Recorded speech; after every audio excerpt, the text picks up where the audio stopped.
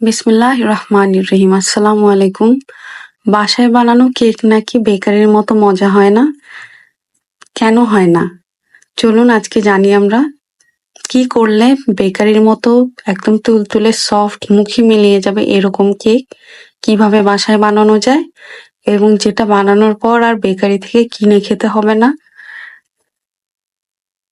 এমন একটা কেকের রেসিপি নিয়ে আসছি যেটা মুখে দিতেই মিলিয়ে যাবে একেবারে মেঘের মতো।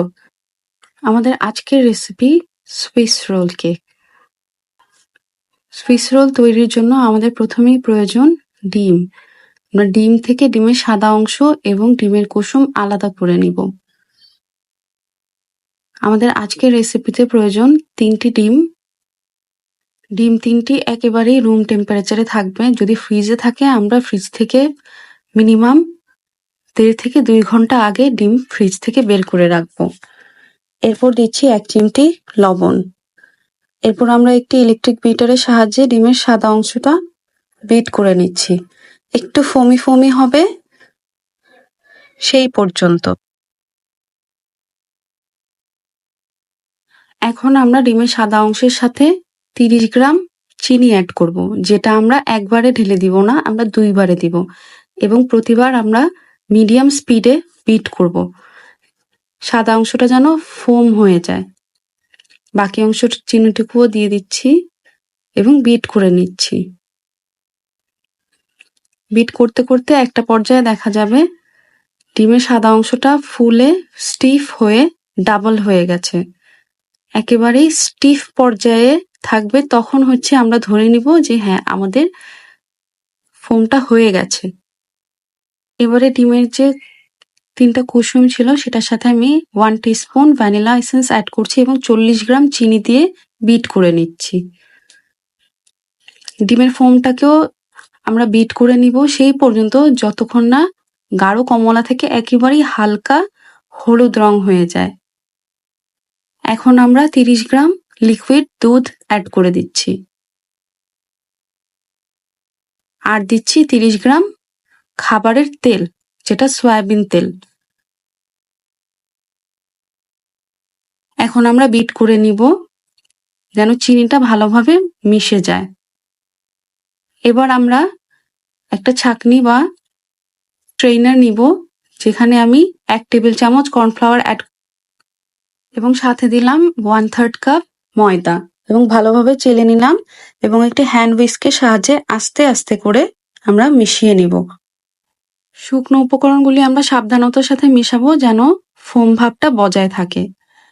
এখন আমরা একটা স্প্যাচুলার সাহায্যে অল্প অল্প করে ডিমের সাদা অংশ যে আমরা ফোম করে রেখেছিলাম সেটা আমরা খুবই আলতো হাতে হুইস্কের সাথে মিশিয়ে নেব এবং সেটা 3-4 বারে 5 বারে আমরা মিশাবো যেন ফোমটা সুন্দরভাবে থাকে। এই কাজটি খুব ধীরে সুস্থে করতে হবে। ডিমের ফোমটা যদি বসে যায় তাহলে কিন্তু কেকটা স্পঞ্জি হবে না, তুলতুলে হবে না। অবশ্যই এটা আমাদের খুব সাবধানতার সাথে করতে হবে। ভিডিওতে খুব স্পিডে দেখানো হচ্ছে কিন্তু আমি কিন্তু আলতো হাতেই করেছি। এবারে আমরা অন্য একটি বলে অল্প কিছুটা মিশ্রণ আলাদা করে নিব এবং সেখানে আমরা ব্লু ফুড কালার অ্যাড করব। ব্লু কালারটা দেওয়ার কারণ হচ্ছে আমাদের সুইস রোলটা দেখে যেন আসমানি রঙা বা আকাশি রঙা লাগে, সেই জন্যে।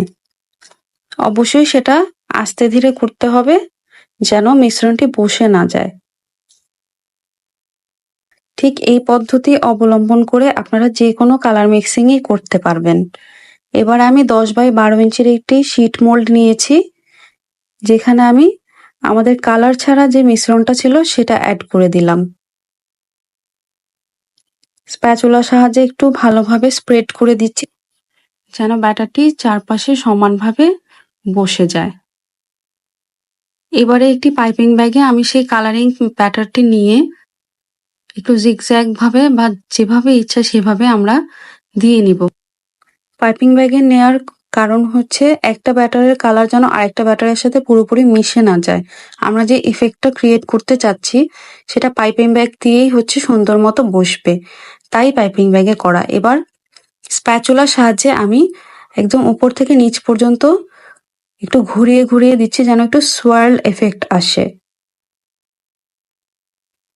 এরপর আমি 160 ডিগ্রিতে 25 থেকে 30 মিনিট যার যার ওভেন অনুযায়ী বেক করে নিব। দেখেন কি সুন্দরভাবে হয়ে গিয়েছে এবং কালারটা কি দারুণ এসেছে। দুইটা কালার কিন্তু স্পষ্ট বোঝা যাচ্ছে, তাই না? এবার আরো একটি বেকিং পেপার নিব আমরা এবং সেটা উপরে বিছিয়ে দিব এবং কেকটাকে উল্টিয়ে দিব। দেখেন নিচের কালারটা কেমন এসেছে। পুরো দুইটা কালার আলাদা করা যাচ্ছে, তাই না? সেজন্যই হচ্ছে পাইপিং ব্যাগে নেওয়া হয়েছিল। এবারে আপনার কাছে যেরকম ক্রিম আছে, যে ফ্লেভারের আপনি চাচ্ছেন, আপনি এখানে ক্রিম অ্যাড করতে পারেন। সুইস রোল কেকে খুবই পাতলা লেয়ারে ক্রিম অ্যাড করা হয় যেন কেকের টেস্টটা খুব ভালোভাবে ফিল করা যায় এবং কেকটাকে যেন আমরা মজা করে খেতে পারি, সেজন্য ক্রিমের পরিমাণটা আমরা কম ব্যবহার করে থাকি।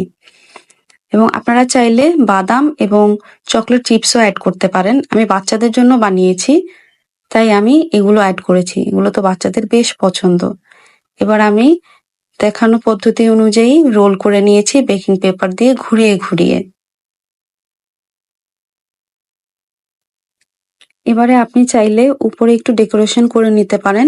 আমি এখানে ছোট্ট একটা স্টার নজেল নিয়েছি, যেটা দিয়ে একটু বেনি টাইপ ডিজাইন আমি করে নিচ্ছি এবং এটা খুবই সহজ, আপনারা যে কেউই পারবেন।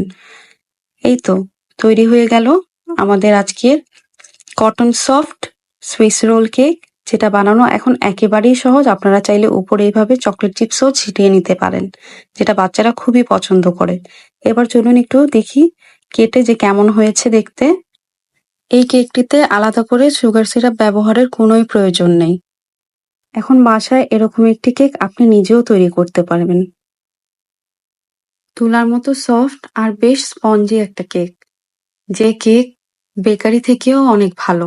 আপনি নিজে যেটা আপনার বাচ্চার জন্য বা ঘরের মানুষের জন্য তৈরি করবেন, তার চেয়ে বেস্ট তো আর কিছু হতে পারে না, তাই না? রেসিপি কেমন লাগলো কমেন্ট করে জানাবেন। রেসিপি ভালো লাগলে লাইক এবং সাবস্ক্রাইব করে দিবেন। এতক্ষণ দেখার জন্য অনেক অনেক ধন্যবাদ এবং অবশ্যই জানাবেন আপনারা আর কি ধরনের রেসিপি চাচ্ছেন। সবাইকে অনেক ধন্যবাদ। ভালো থাকবেন সবাই। আসসালামু আলাইকুম।